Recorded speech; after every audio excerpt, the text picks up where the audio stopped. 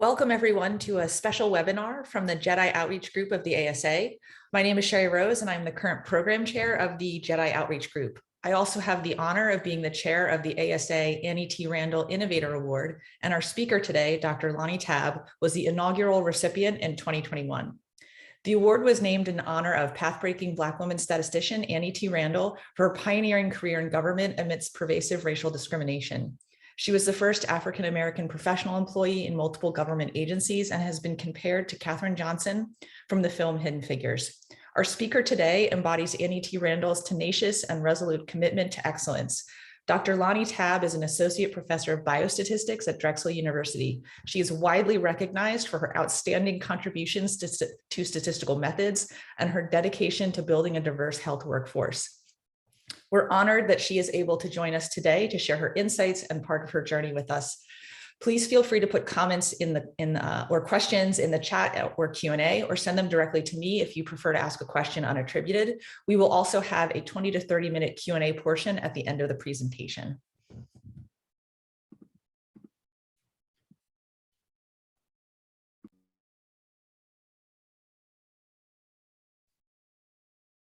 Thank you, Sherry, and thank you for everyone who is joining in on the webinar this afternoon. I see that there are folks still hopping on, and thank you to the JEDI Outreach Group as a whole, and for folks like Sherry and for Kim Sellers for reaching out to give this presentation to you all today. My presentation today is not my typical research style presentation, but that was pretty purposeful. And it's entitled The Power of Representation, My Journey to the Field of Biostatistics, The Journey Continues. And the subtitle is From Patsy to Annie. And Sherry just mentioned Annie T. Randall, so I'll talk a bit about Annie, but from Patsy, Patsy is my mother, Patsy Phillip. And so she, I believe, is also on the call, also on the webinar, but I'll share a little bit about her as well. So without further ado, I wanted to first give a very important but often overlooked land acknowledgement. So currently I am in the state of Delaware, but for those of you who are not familiar, Drexel University, where I am an associate professor, is in the city of Philadelphia. So it's in Philadelphia, Pennsylvania, which is about an hour away from where I am physically now. And the land, the ancestral lands of the Lenni Lenape people are where I am currently occupying space. And so I wanted to acknowledge the Lenape people as the original inhabitants of not just this area, this part of Delaware, but also parts of Eastern Pennsylvania, which is where Philadelphia is, New Jersey, and also parts of New York. And so I always try my best to be able to acknowledge in the beginning of my presentations. And so without further ado, I also wanted to give a bit of a roadmap of my presentation today. And so I'll talk a little bit about the foundation, as well as how I initially became interested in the field of math and then ultimately biostatistics. And I'll talk some about my career as a biostatistician within, the academic setting at Drexel University. So my career as a whole and different institutions and systems that have played a role in my career, and also what I've learned along the way. And then last but not least, I would love to give a shout out to my village, my squad, the people who support me. So in terms of the foundation, I am a proud daughter of two immigrants. My mom, Patsy Phillip, whose picture is there, is from the beautiful island of St. Vincent and the Grenadines. And my father is from Grenada. And so growing up in a Caribbean household, it was extremely important. Education was extremely important. And it was at the core and identity of who I was growing up. And the same goes for my brother. And we both went through the Catholic school system right outside of Philadelphia. Actually, I started off in the city of Philadelphia and then finished up schooling outside the city of Philadelphia, but K through 12. And some of my initial jobs, it's to me now in reflection, no wonder why I ended up in biostatistics. And so two of my initial jobs as a teenager coming up, I was a YMCA camp counselor.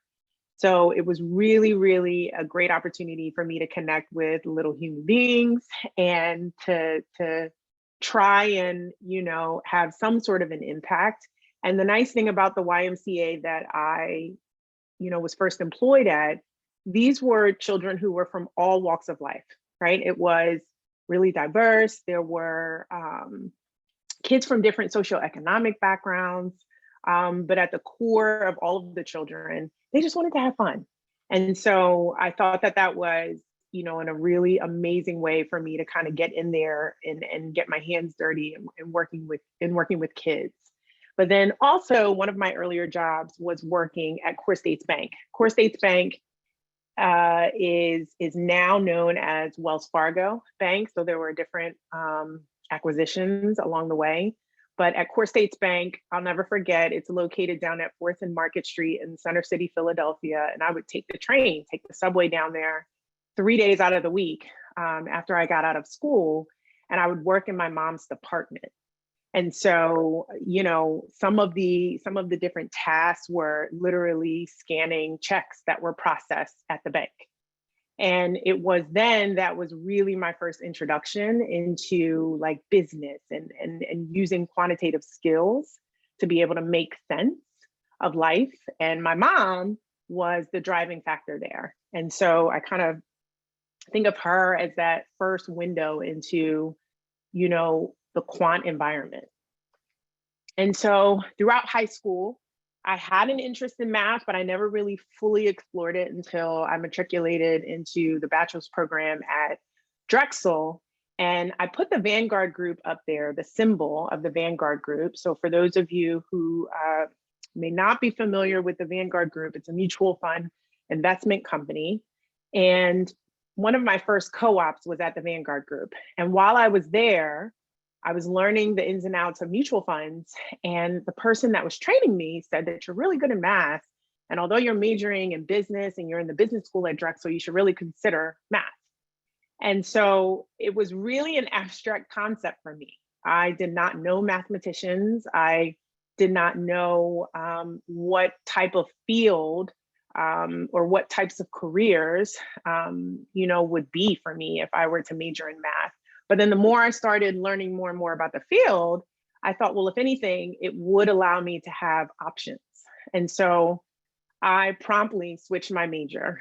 And during that time when I was finishing up my bachelor's program at Drexel in the math department, I had the pleasure of working under, several amazing faculty, but one faculty member in particular, Dr. Ewa Finney-Fields, her picture is down there in the right-hand corner. She was a fearless leader in the department. She was the only Black female mathematician that was in the math department at the time. And I was able to TA under her leadership. And I also was able to, snag up my first class, my first job at the university teaching Calculus 1 during the summer quarter. And it was always funny to me because in that first instance, when I walked into class, students thought that I was actually a classmate with them, but I was not, because I was there to actually teach the course. And a lot of that went on the way that it did because of the support of someone like a Dr. Ewa Finney-Fields. And so when I was wrapping up my master's program at Drexel, I knew that I wanted to learn more about the field of biostatistics. And, what's funny about the field of biostatistics, folks come into our field a lot of different ways. People major, in math, or they might major in, say, computer science or engineering or even biology. And so for me, with the math background, I knew that I wanted to blend my love of numbers and critical thinking, but in a health environment. And so biostatistics would allow me to do that. And so when I was attempting to apply for different PhD programs, Dr. Ewa Finney-Fields, of course, she was one of my strongest advocates. So she offered to write letters of recommendations for me.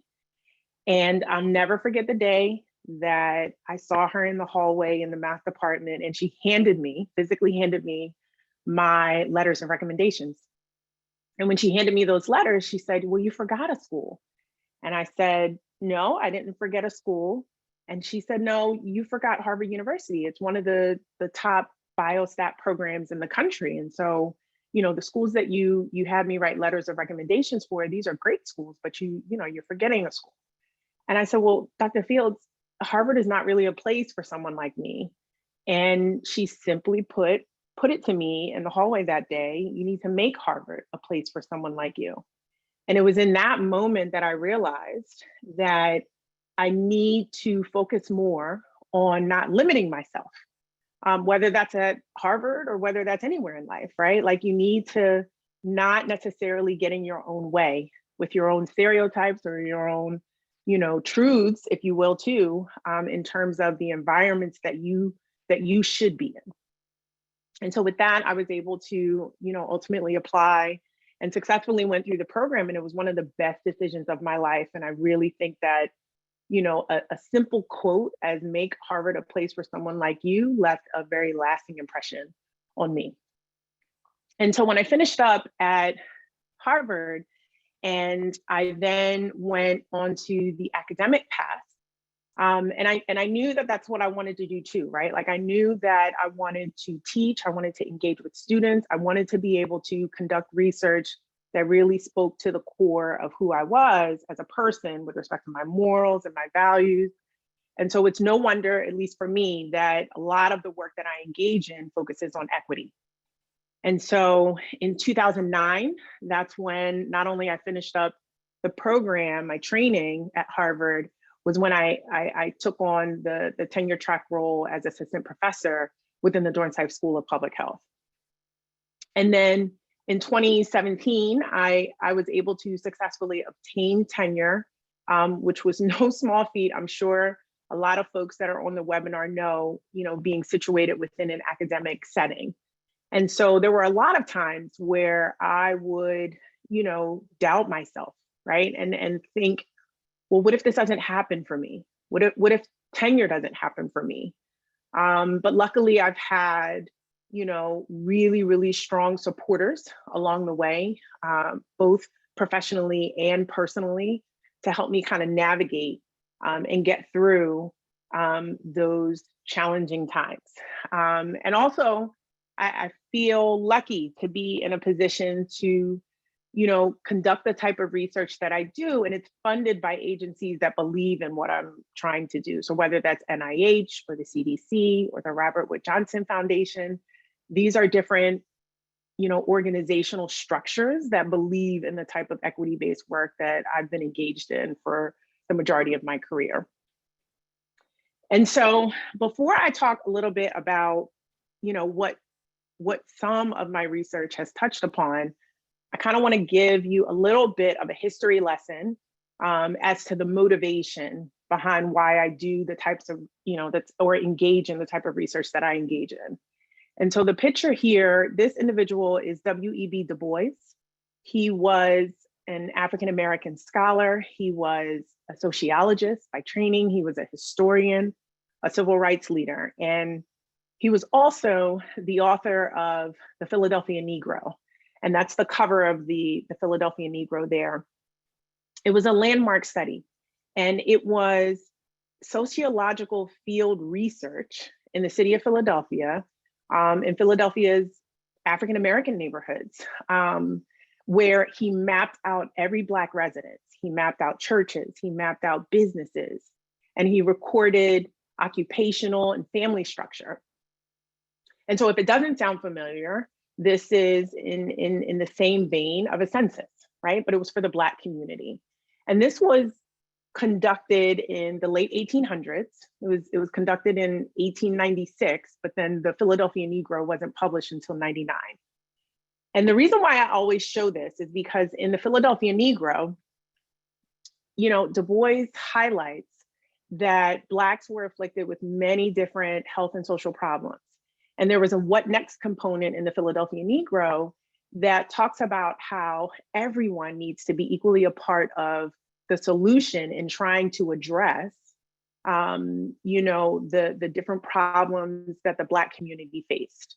And he really believed that if folks were to change the perception of Blacks from being inferior to equal, that this would lead to addressing many of the problems. And so, although that was back in the 1800s, the late 1800s, we know that even to this day, where people live and where they learn and where they work, where they play, and who they are, it affects their health risk and it affects their health outcomes. And so a lot of the work and the research that I engage in really looks at that intersection between health and space and time with an equity frame. And so some of my earlier research, I have here just a few different studies that I had been engaged in early on while I was at Drexel. And it focused on neighborhood characteristics, but in particular, neighborhood characteristics that can be defined based on alcohol availability. And the reason why is because, unfortunately, in neighborhoods that tended to be disadvantaged, disinvested in, unfortunately, Black and Brown neighborhoods, they tended to not only have an increased access to alcohol, but also there's a certain amount of violence that exists in these neighborhoods and in these spaces. And it's not random, right? This is pretty purposeful when you think of the root causes of why some of these neighborhoods look the way that they do. And so this work initially, while it did focus primarily on alcohol, it also tended to shift a little bit when you start thinking about not just alcohol availability in neighborhoods, but marijuana access within neighborhoods, especially given the changing landscape of marijuana decriminalization across this country over the past decade. And so, again, a lot of the research that I've been engaged in tries to provide the evidence necessary so that policies can be more informed, so that people who live in these neighborhoods can be more informed, so that interventions that hopefully target neighborhoods and individuals that live in those neighborhoods so that they can achieve the healthiest lives possible, that those can be more informed.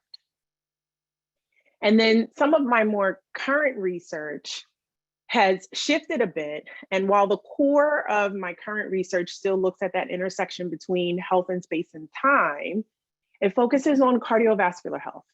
And the reason being is because cardiovascular disease is the #1 killer of Americans in this country. And unfortunately, whether you're talking about women or men, but specifically Black women or men, we are at increased risk of having poor cardiovascular health outcomes.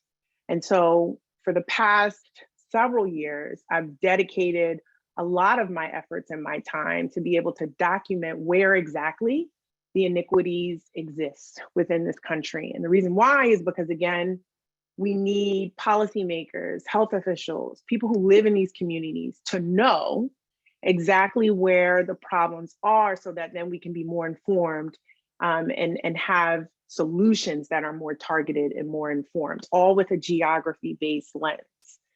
And so there are 2 cohorts that I've had the ability to work with that are funded by the NIH. One is called Regards and one is called MESA. And so for the Regards study, this is an NIH-funded study that's followed people for years. The initial study enrolled over 30,000 participants, 30,000 Black and white residents across the United States. And the map that I'm showing here is just some of the results that myself and my team that we developed so that we could see, well, where are the iniquities the largest, right? And then where are they the smallest? Unfortunately, there were, Black-white differences in cardiovascular health where Black Regards participants experience poor cardiovascular health outcomes across the board. But the goal here is not just to say the disparities exist, but exactly where, so that then things can be tailored and you can prioritize regions of the country more so than others. Another cohort is found in MESA. MESA is another NIH-funded cohort. And while this one has a little over 6,000 participants, the MESA study is also diverse. And while I focus on Black-white differences, there are other participants within the MESA cohort that are Chinese, that are Hispanic, And so it's a diverse observational cohort that allows for a pretty in-depth, although more localized approach at looking at racial and ethnic inequities. The map that I have here, it doesn't show the entire US because with Mesa, it was very local. So this is at one of the sites, and it was a map that shows the catchment area for where Chicago Mesa participants come from. And the importance of this map and the map that I showed you previously, again, it's allowing us to move beyond the numbers, if you will. It allows us to graphically see a region or a portion of the country so that then we can target efforts towards those pockets of the country. And so when I think about, my career, it's not just all a function of the research that I've been engaged in, or even the teaching that I've been engaged in. There's engagement that I do at Drexel that sometimes dovetails with my research and sometimes it doesn't. And so I've highlighted 3 specific things here on this slide. So earlier on in my career, so between 2011 and 2016, I had the opportunity to serve as a teaching faculty member in an NIH-funded program called Opening the Doors for Diverse Populations to Health Disparities Research. And this was under the leadership of Shannon Marquez, who was a faculty member at Drexel previously. And the target there was actually students. Whereas though in other areas or aspects of my engagement at Drexel, it's transitioned into, say, for instance, in 2019, working with the Diversity and Inclusion Committee under the leadership of Scarlett Bellamy, who many of you may know who are on the webinar now, but she's the Associate Dean for Diversity and Inclusion at Drexel. And so my faculty role there allowed for an engaged target areas, not just focus on, how things are for students, but it was at the entire School of Public Health level. So it was efforts towards students and faculty and professional staff. And then lastly, but definitely not least, the Ubuntu Center. So the Ubuntu Center is a new center at Drexel, and it's specifically the Ubuntu Center on Racism, Global Movements, and Population Health Equity. And this is under the leadership of Sherelle Barber. And the role here that I have is that I was a part of the planning committee in terms of trying to think of the mission and the vision of how something like this type of center can actually operate within an academic setting like Drexel. And then I also sit on the strategic council. And not for nothing, these 3 particular areas where I've had the opportunity to, to be engaged in, it was under the leadership of brilliant Black women. And so I want to be able to acknowledge that because, when I think about, trying to prepare remarks for this, I think about representation. And I think about being able to see women, at least for me, in these types of roles is extremely beneficial, especially as I think beyond, where I am now. And then beyond the Drexel walls, right, there's engagement as I think through my career that, move beyond, the Center City campus of Drexel University, right, or the main campus of Drexel University. And so, over the years, as early as 2006, I've had the opportunity to serve. So through ENAR's Fostering Diversity and Biostatistics workshop, I've transitioned from serving in roles as, say, a graduate student panelist when I was in my training, to then being a career panelist, to now most recently serving as co-chair. And then there are other organizations and structures and systems in place, like participating in things like StatFest. I've participated there as a graduate student panelist, but then I've had the pleasure of serving as a keynote address speaker in the fall of 2020. And I point these things out because I know for someone like me, even in my role in 2006, when I was a graduate student in my training program, often wondering whether or not biostat really is a field for someone like me, unfortunately getting in my own way. Attending these types of workshops and these types of events allows for me to continuously build a network of folks that look like me, especially given the importance of, just connecting in a way where you may not be able to do that at your say home institution, right? And so, I wanted to highlight this type of engagement and how critical it is for folks as they're coming up through, whether it's on the training side or the career side. And so I know that you've noticed that, I've had a lot of touch points with ENAR through the Fostering Diversity and Biostatistics workshop, and that's purposeful. And so myself and others, I've listed here some amazing folks that I've worked with to be able to document what we've done with the workshop. So Emma Ben, Portia Exum, Renee Moore, Nashawn Morales, Felicia Simpson, Scarlett Bellamy, and then also Stephen Lawrence, who was a student at the time when we were working on this. But the goal of this was so that we could highlight and discuss the importance of something like this workshop, and how it really does target at trying to increase the number of underrepresented minorities that are successful in these graduate training programs and also beyond into their careers. And so, we conducted a survey back in March 2019 through RedCap. And what we did was we distributed the survey to previously registered attendees. So it was just shy of 600 people. And these were folks who attended the workshop between the years of 2010 and 2018. And ultimately, we had 72 respondents that completed the survey. And the survey was short. It got at attendee demographics, how long they participated, because there are folks who would go to the workshop year after year to be able to connect with folks. And then also the impact, how impactful the workshop was. And so we had, attendees who, when they filled out the survey, we were able to kind of categorize them to know, well, are you a professional right now? Are you a student right now in terms of the first time you participated in the workshop, and also students who then transition into professional, right? So maybe they attended the workshop when they were a student, but now they're professional and they are filling out the survey now. And so some of the most, amazing things that we saw with this survey was just how impactful the survey has been. How impactful the workshop has been for participants, and how folks are able to develop a network, and how they're able to identify mentors or even mentees.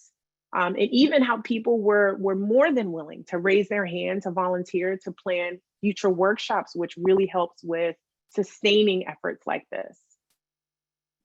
And so I'm just going to show you one or two figures from the paper itself. If you all want to be able to see more of the details, I'm happy to share the paper so that folks can see. But this figure speaks at, the different categorizations of the folks that filled out the survey. So the professionals, the students, and those who attended before as students, but now they're professionals. So it was roughly in thirds. And, whether you're talking about these different categories, it is stunning to see how folks were able to develop these networks and were able to identify. 100% of the students who filled out the survey thought that the workshop was impactful. And I'm sure that there's some heterogeneity in terms of how impactful things were, but these are promising statistics so that we know this is something that we need to continue to put efforts into to be able to provide these types of resources.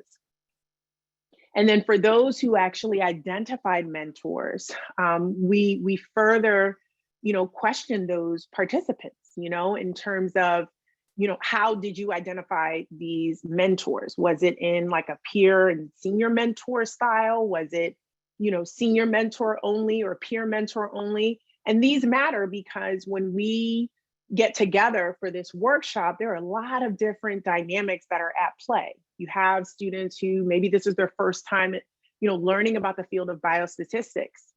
You have folks who maybe they are graduating from a PhD program in biostatistics or graduating from a master's program in biostatistics, and they need to navigate. And so the mentorship component of this workshop is something that, not to toot our own horns, is pretty unmatched. And we think that, in years to come, that this workshop will continue to be offered so that our field can continue to kind of reap the benefits of being able to sustain and really get to that level playing field, so that, our field can really look as inclusive and look as diverse as it should. And so a couple of things before, I'd like to dialogue and answer questions is, well, what have I learned along the way?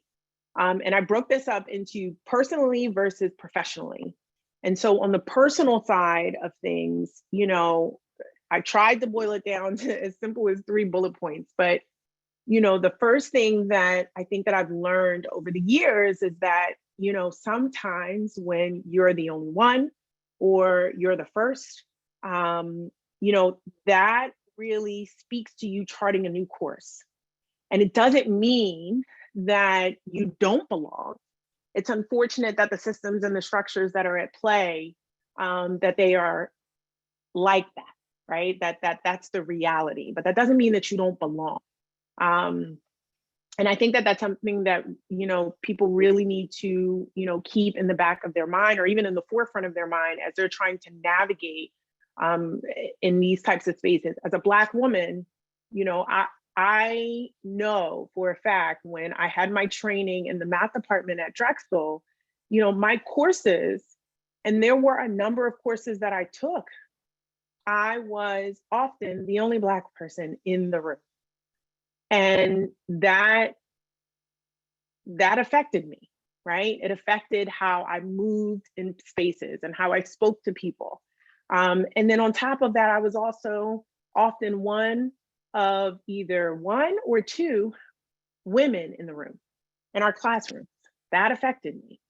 And so, I know that there have been times where I unfortunately have, experienced that imposter syndrome. And I think that over the years, and again, surrounding myself by, a village and a support system that, kind of beats it in my head otherwise, that you belong. You belong in those spaces just like anyone else. And so that's one thing that I've learned personally too along the way.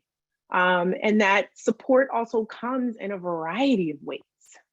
I know that, my understanding of what mentorship looked like when I was in undergrad is very different than where I am now. I know that mentorship, there's value in peer-to-peer mentors. There's value in having mentors that look like me. There's value in having mentors that also don't look like me. And so keeping in mind that support comes in a lot of different ways was key for me along the way. And that change for the challenge is necessary. And whenever I say this out loud, I always have to kind of remind myself and bring myself back, like, Lonnie, you're not talking about change to the point where you're changing your morals and your values. But in order for you to be successful, there are things that you're going to have to engage in and things that you're going to have to achieve that you haven't done before. And so in order for there to be a success story there, right, in order for you to achieve the goals that are laid out before you, there are going to be some things that need to change. And that's okay, as long as, you're not changing at the core of who you are, and that you can still look yourself in the mirror. Judge Jackson, as we all know, recently went through, I would say a damn near catastrophic, experience in trying to, not be at only appointed, right? And so this quote that I found of hers, it says, "Be open to new ideas and experiences, because you'll never know when someone else will have an interesting thought or when a new door will open to take you on the journey of your dreams." Now, whether or not she made this quote before or after she was on the stand, basically, and went through what all saw, I'm not sure, but I know that, you can't stop at the door. You have to go on through. And then what I've learned professionally, Sherry, when she introduced in the beginning, she mentioned Annie T. Randall, and this is a beautiful picture of Annie T. Randall here. And one thing that I've learned professionally is that, you mustn't be afraid of challenging the status quo. And there are two things that need to happen almost at the same time, that you challenge the status quo fearlessly and you challenge the status quo unapologetically.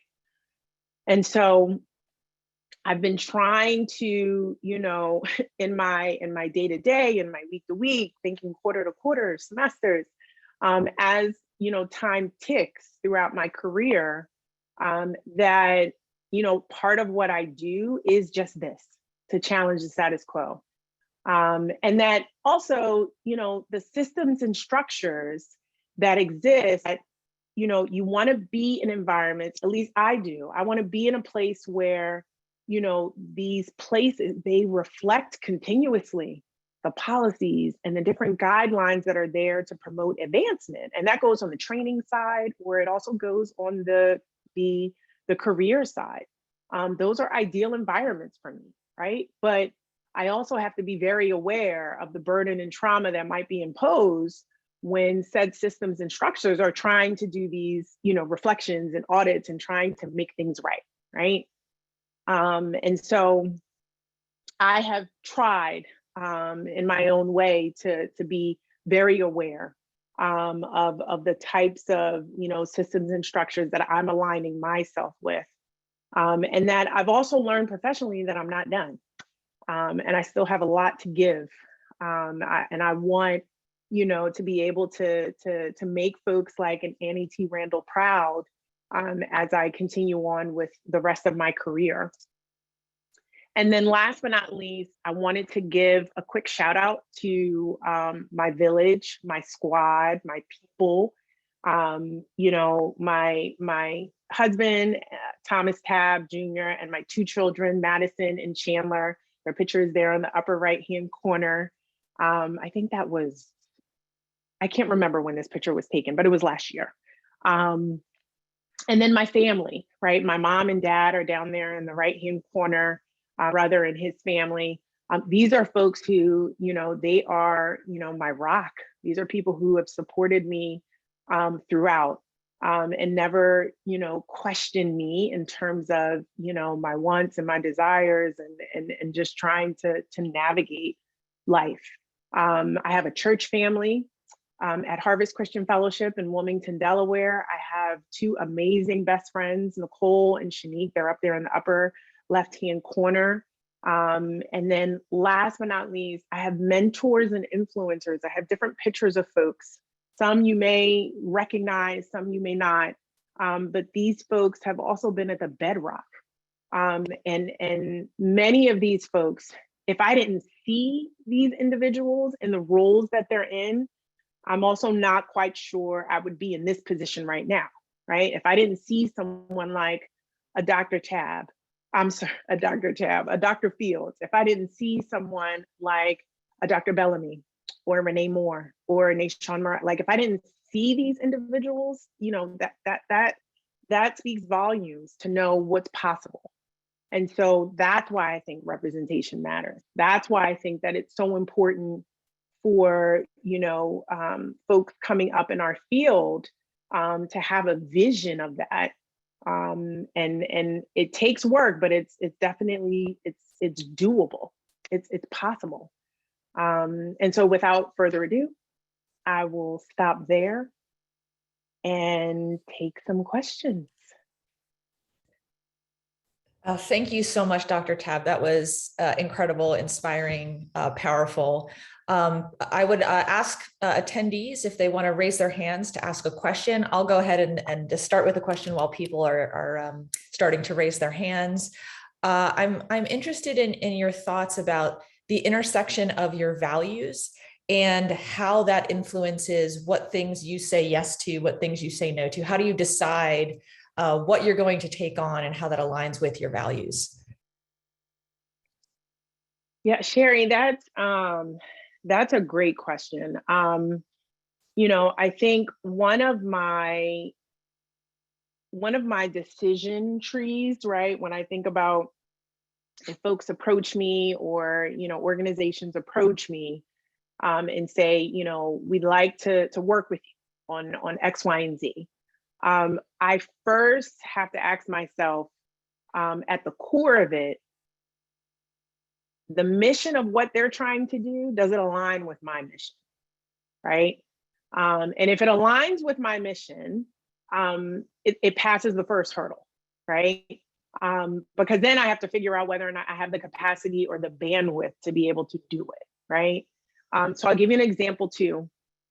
Early on, especially after George Floyd, right? At the university, I was approached a number of times, to work on anti-racism efforts, right? And there were so many. There were so many at the university level, at the School of Public Health level, and even within the Department of Epidemiology and Biostatistics where I sit. And at certain times, I had to say no, not because it didn't align with my mission, but I had to say no because I didn't have the bandwidth. Because I'm sitting here trying to also talk to my my 2 children about the violence against Black bodies, right? And that is taxing. And so I've had to say no to sometimes some really important work that I wanted to have my hands in, but I didn't have the bandwidth to do it. So I have to think through in those types of steps. Thank you for that. I want to encourage students and trainees, especially if you have questions, please raise your hands. I'd be interested in your perspective on another aspect. We talk a lot about the incentives in academia and what that drives researchers to pursue and educators to pursue. And I'm curious if you have thoughts about how we might reform academic incentives to actually align with impact, especially when thinking about the type of research that you work on. Yeah, another Sherry, you're coming with a lot of great questions here. I think that, when we think about the traditional setup within academia, there are those like tried and true, you have to have research that looks like this, teaching that like this, service that looks like this. And those are like the 3 pillars that most universities are, that's their foundation, right? But oftentimes, depending on, the type of university that you're at, the type of department that you're at, the way those things are weighted is different. But what I noticed is that,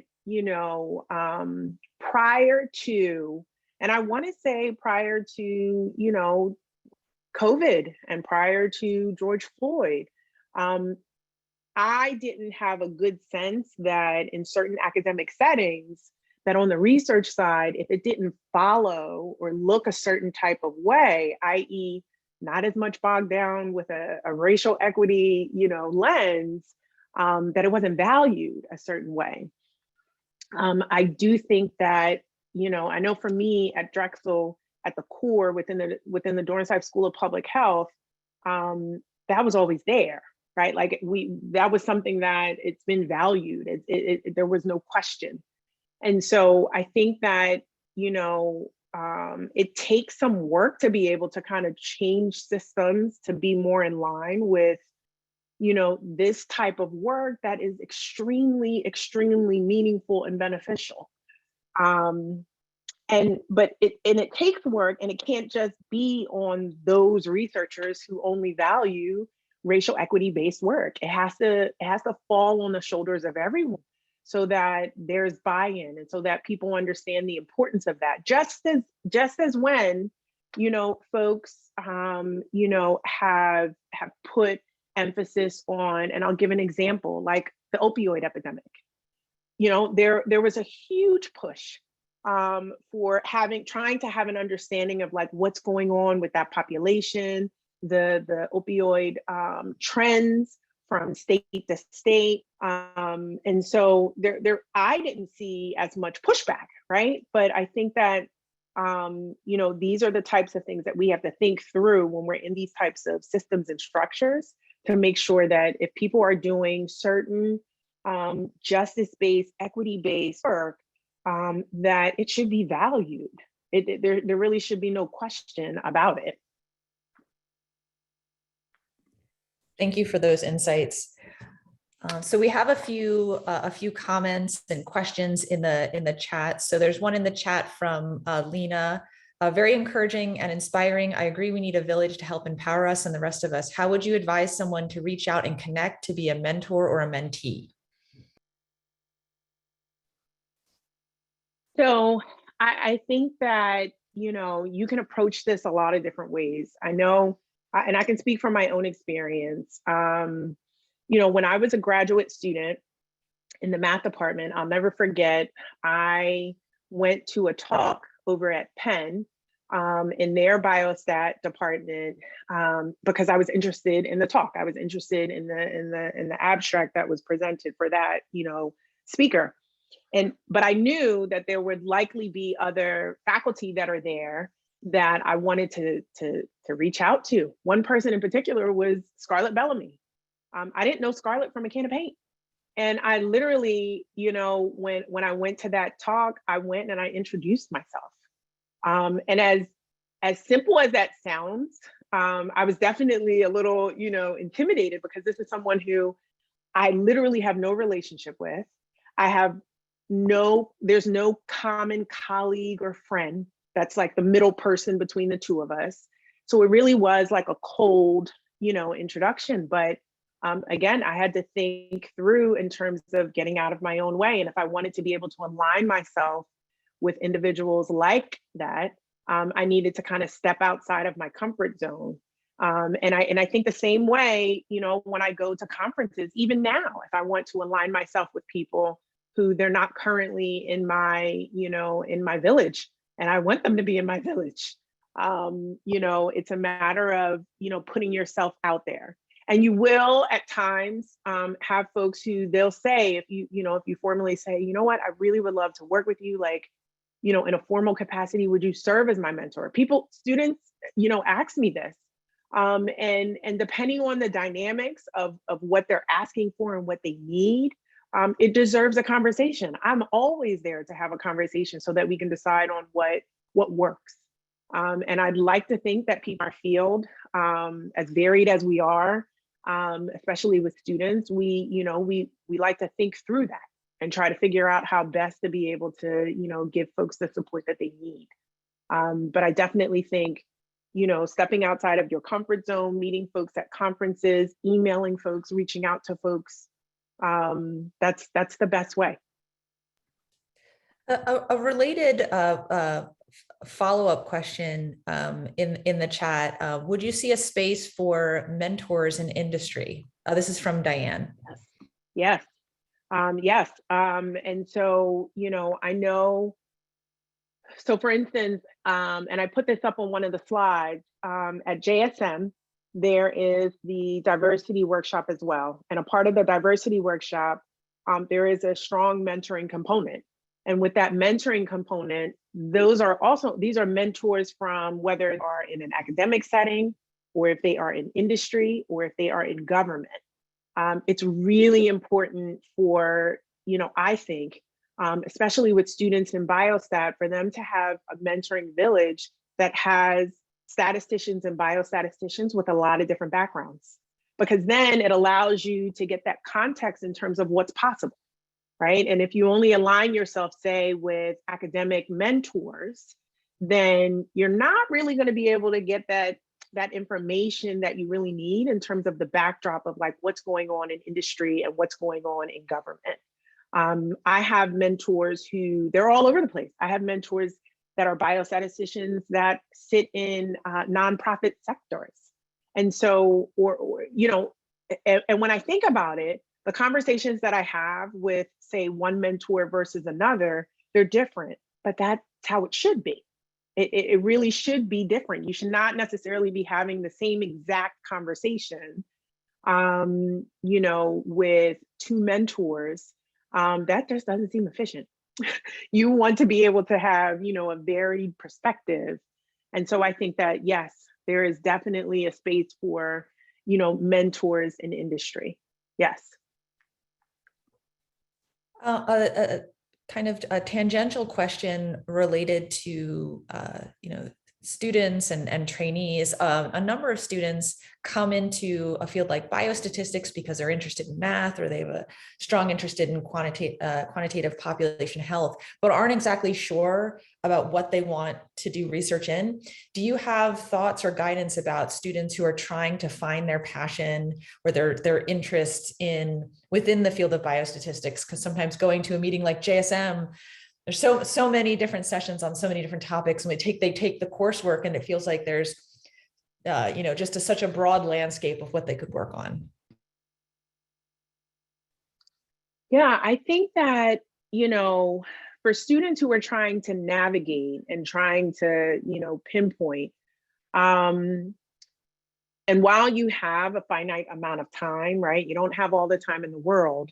I think it's useful to be able to like align yourself with biostatisticians, like I said, who, have these varied backgrounds, and see if there are opportunities for you to either have some sort of like a short-term internship or, a short-term stint, if you will, to be able to learn, because that's the only way that you're going to be able to really kind of engage in that type of space to know whether or not you really want to be in that space.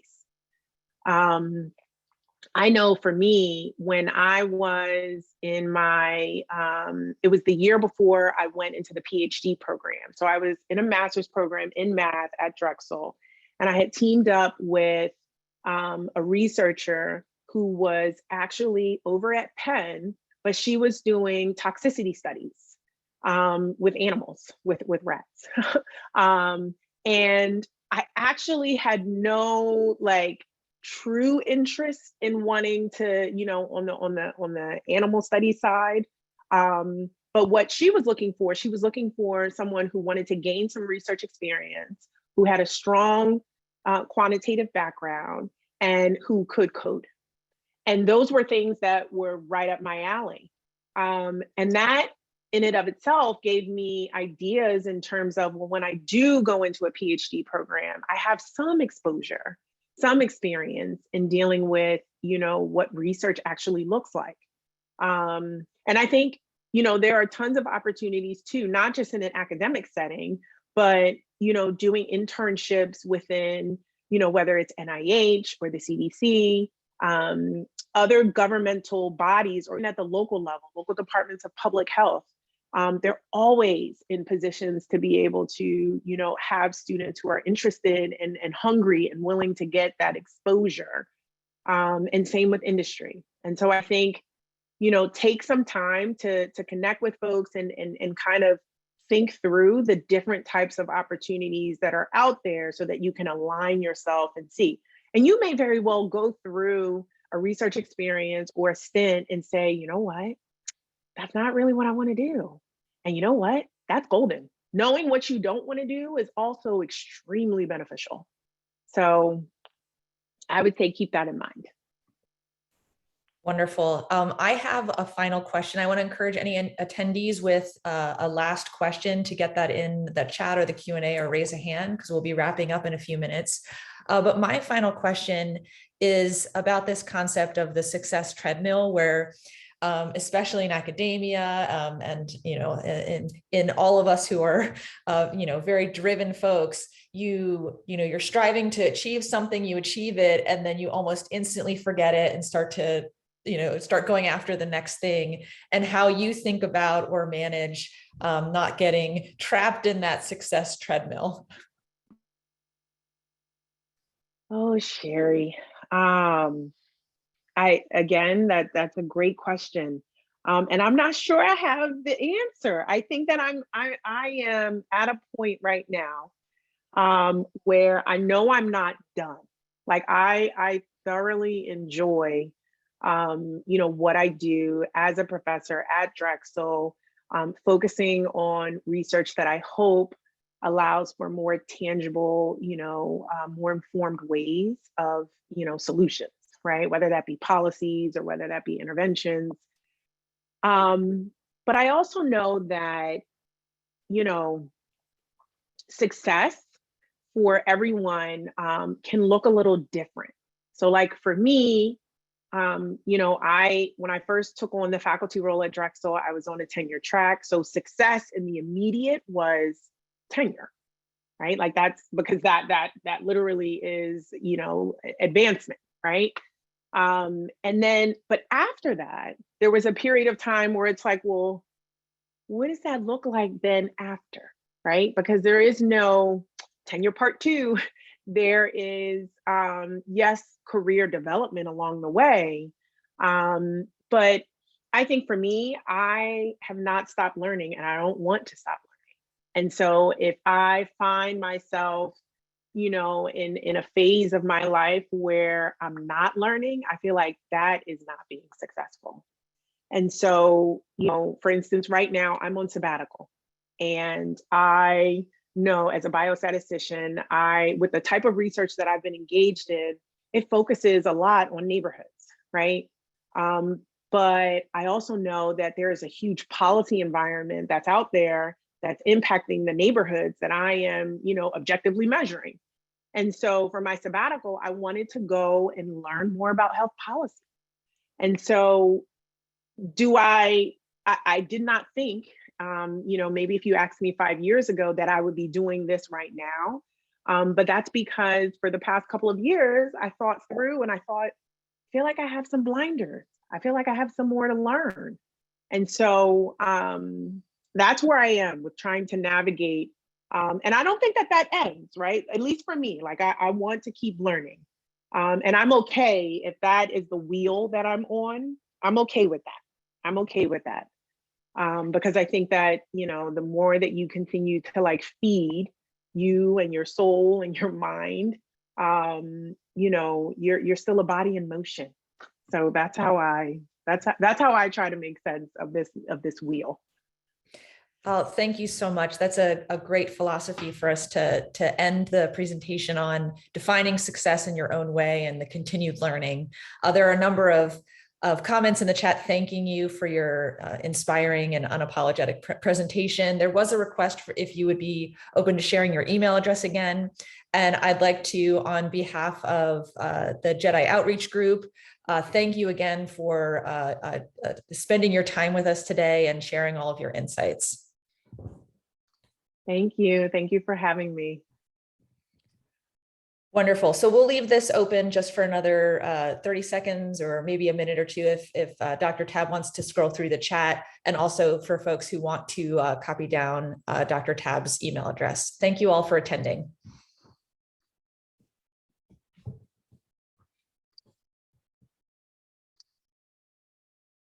Oh, can everyone see can they see the presentation? It is visible, yes. Oh, okay. Okay.